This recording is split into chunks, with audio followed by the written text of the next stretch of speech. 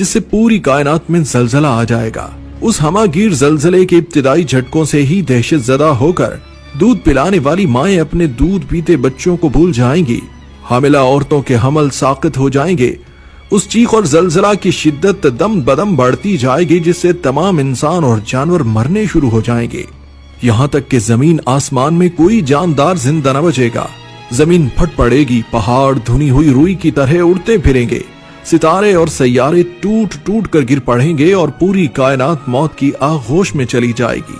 اس عظیم دن کی خبر تمام انبیاء کرام علیہ السلام اپنی اپنی امتوں کو دیتے چلے آئے تھے، مگر رسول خدا محمد مصطفیٰ صلی اللہ علیہ وسلم نے آ کر یہ بتایا کہ قیامت قریب آ پہنچی اور میں اس دنیا میں اللہ کا آخری رسول ہوں۔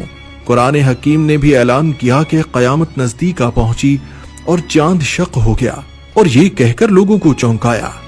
سو کیا یہ لوگ بس قیامت کے منتظر ہیں کہ وہ ان پر دفتن آ پڑے؟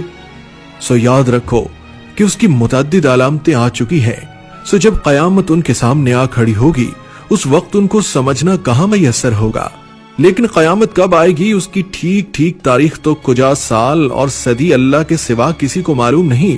یہ ایسا راز ہے جو خالق کائنات نے کسی فرشتے یا نبی کو بھی نہیں بتایا۔ جبریل امین نے رسول اللہ صلی اللہ علیہ وسلم سے پوچھا تو ان کو بھی یہی جواب ملا کہ جس سے پوچھا جا رہا ہے وہ سائل سے زیادہ نہیں جانتا۔ قرآن حکیم نے بھی بتایا کہ قیامت کے مقررہ وقت کا علم اللہ کے سوا کسی کو نہیں۔ چند آیات یہ ہے، یہ لوگ آپ سے قیامت کے متعلق پوچھتے ہیں کہ اس کا وقوع کب ہوگا، سو اس کے بیان کرنے سے آپ کا کیا تعلق؟ اس کے علم کے تعین کا مدار صرف آپ کے رب کی طرف ہے، ارشاد خداوندی ہے۔ یہ آپ سے قیامت کے بارے میں پوچھتے ہیں کہ یہ کب آئے گی، آپ فرما دیجئے کہ اس کا علم تو میرے رب کو ہی ہے، اس کو اس کے وقت پر اللہ کے سوا کوئی دوسرا ظاہر نہ کرے گا۔ وہ آسمانوں اور زمین میں بڑا بھاری حادثہ ہوگا، وہ تم پر اچانک آ پڑے گی۔ وہ آپ سے اس طرح پوچھتے ہیں جیسے آپ گویا اس کی تحقیقات کر چکے ہیں، آپ فرما دیجئے کہ اس کا علم اللہ ہی کے پاس ہے مگر اکثر لوگ جانتے نہیں۔ علامات قیامت کی احادیث میں حضرت انس رضی اللہ عنہ کی روایت ہے کہ رسول اللہ صلی اللہ علیہ وسلم نے فرمایا، موت قیامت ہے، بس جو مرا اس کی قیامت تو آ ہی گئی۔ حضرت جابر رضی اللہ عنہ فرماتے ہیں کہ میں نے رسول اللہ صلی اللہ علیہ وسلم کو یہ فرماتے ہوئے سنا ہے کہ میری امت میں ایک جماعت یوم قیامت تک سربلندی کے ساتھ حق کے لیے برسرے پیکار رہے گی۔ اس سے معلوم ہوتا ہے کہ مومنین کی ایک ایسی جماعت یوم قیامت تک زندہ رہے گی، مگر احادیث میں صراحت ہے کہ قیامت سے پہلے تمام مومنین کو موت آ جائے گی اور قیامت کے دن کوئی مومن زندہ نہ ہوگا۔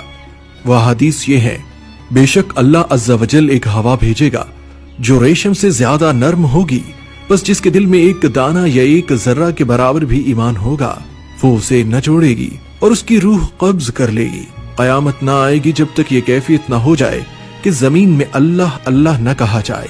قیامت نہیں آئے گی مگر صرف بدترین لوگوں پر۔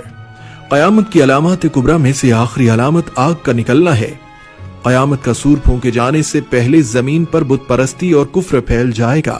اللہ تعالیٰ کی طرف سے لوگوں کے شام میں جمع ہونے کے اسباب پیدا ہوں گے۔ شام میں حالات اچھے ہوں گے، لوگ وہاں کا رخ کر لیں گے۔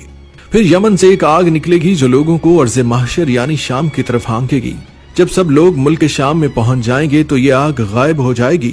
اس کے بعد عیش و آرام کا زمانہ آئے گا، لوگ مزے سے زندگی بسر کر رہے ہوں گے۔ کچھ عرصہ اسی حالت میں گزرے گا کہ اچانک قیامت قائم ہو جائے گی۔ حضرت ابو سریحہ رضی اللہ عنہ سے روایت ہے کہ رسول اللہ صلی اللہ علیہ وسلم بالا خانہ میں تھے اور ہم اس کے نیچے باتیں کر رہے تھے۔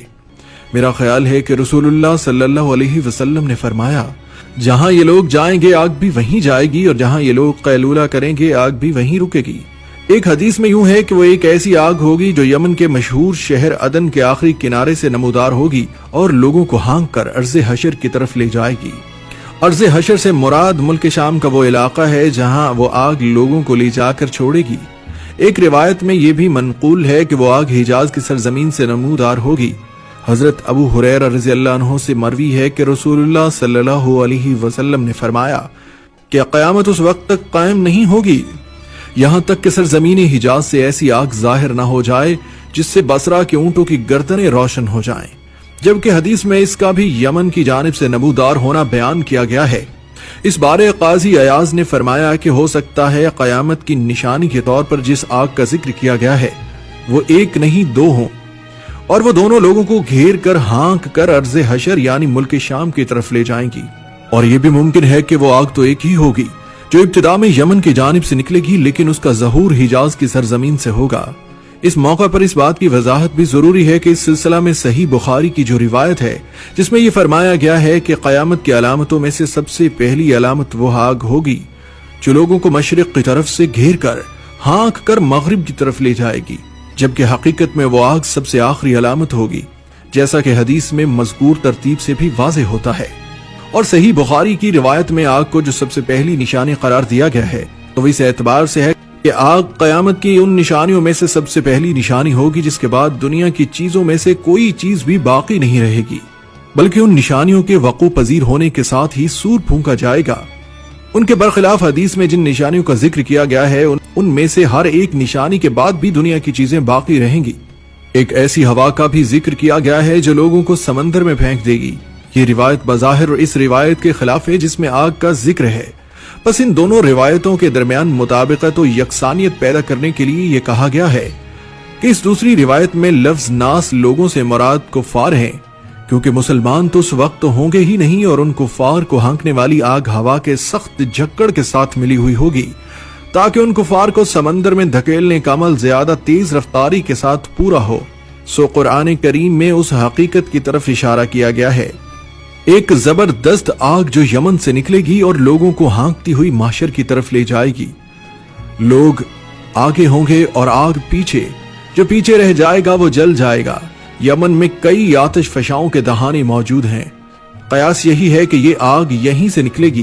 میدان حشر کے بارے میں اختلاف ہے، عرفات کے میدان کو بھی کہا جاتا ہے، جبکہ شام، اردن، لبنان اور فلسطین کے مقامات کی طرف بھی اشارہ ہے۔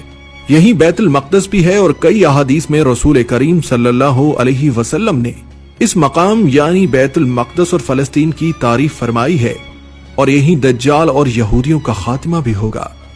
دعا ہے کہ اللہ تعالی ہمیں آخرت کی تیاری کرنے کی توفیق عطا فرمائے۔ السلام علیکم ورحمۃ اللہ وبرکاتہ۔